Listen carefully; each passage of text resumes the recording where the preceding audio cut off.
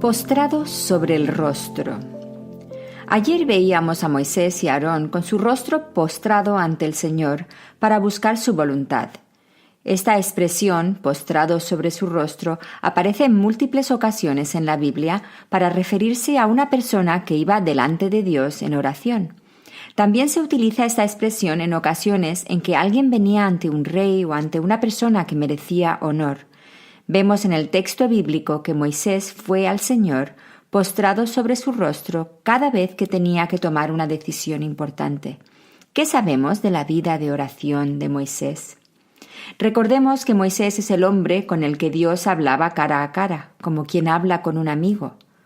Y sin embargo, Moisés no tomaba esto a la ligera, yendo al Señor como si nada. Moisés buscaba a Dios con reverencia, y cuando postraba su rostro ante el Señor, venía con el oído atento a la palabra de Jehová. Casi 100 veces he podido contar en estos libros la frase «habló Jehová a Moisés». Dios no le había dado a Moisés la misión de liderar a su pueblo para luego dejarlo solo. Vemos una comunicación continua de Dios con Moisés.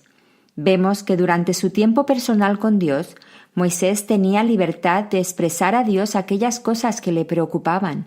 En el capítulo 11, durante la crisis de las codornices, vemos a Moisés compartiendo su frustración, diciendo: «No puedo yo solo soportar a todo este pueblo que me es pesado en demasía».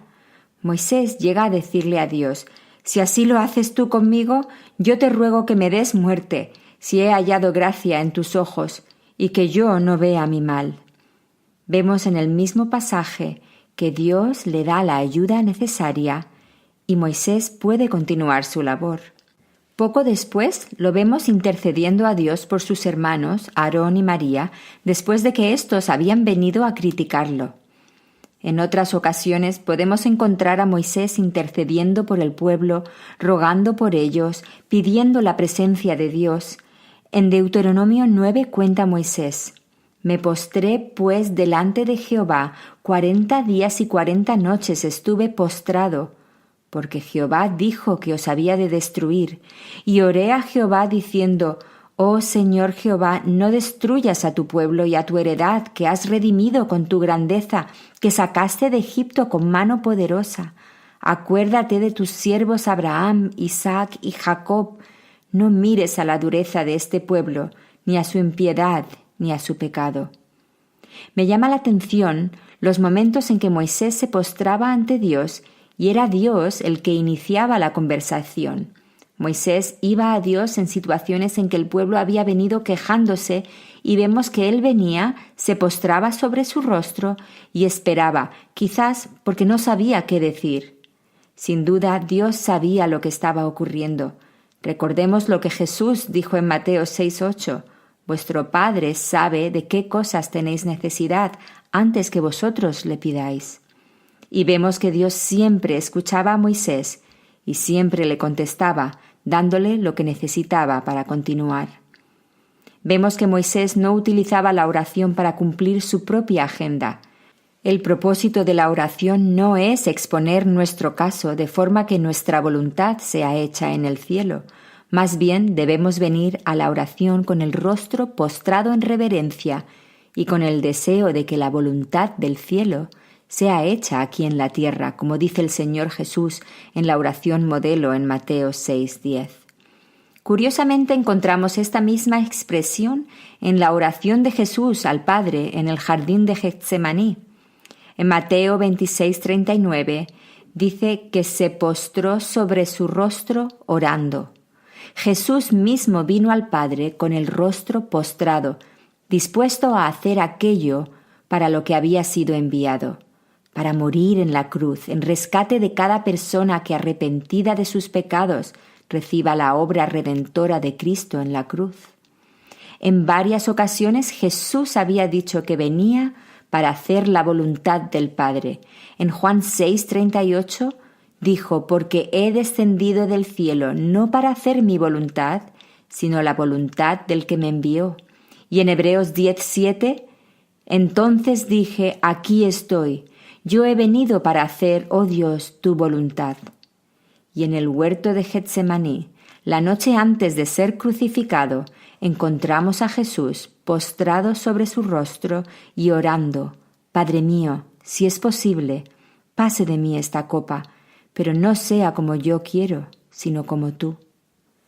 Esa, una vez más, es la esencia de la oración. La oración no consiste en venir con nuestras quejas a Dios como hacía el pueblo de Israel. No consiste en simplemente exponerle nuestras necesidades para que Él mágicamente las supla.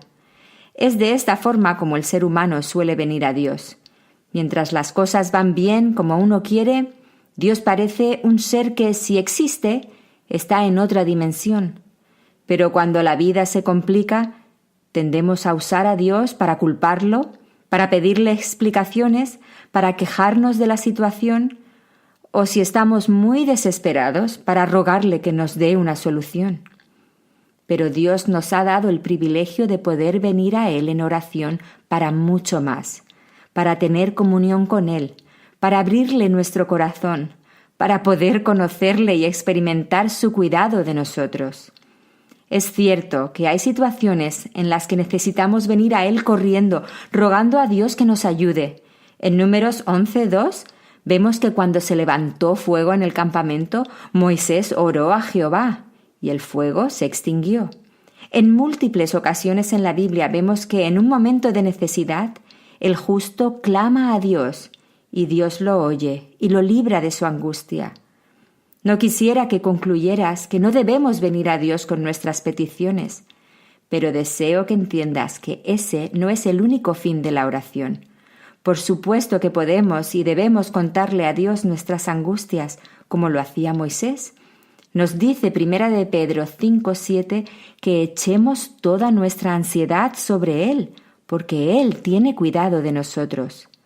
Pero no reservemos la oración tan solo para presentarle a Dios nuestras quejas, ni para traerle una lista de necesidades que queremos que nos supla.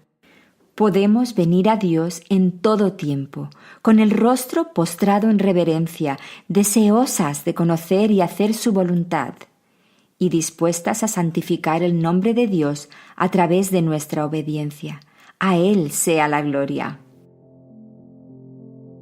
Estás escuchando Reflejos de su Gloria, un programa que tiene como objetivo compartir las enseñanzas de las Escrituras, celebrando la gloria de Dios al conocerle más y mejor. Te animo a indagar conmigo, comenzando con un viaje a través de la Biblia, viendo no solamente la historia, sino descubriendo a la persona del Mesías, reflejada en las páginas de las Escrituras de principio a fin.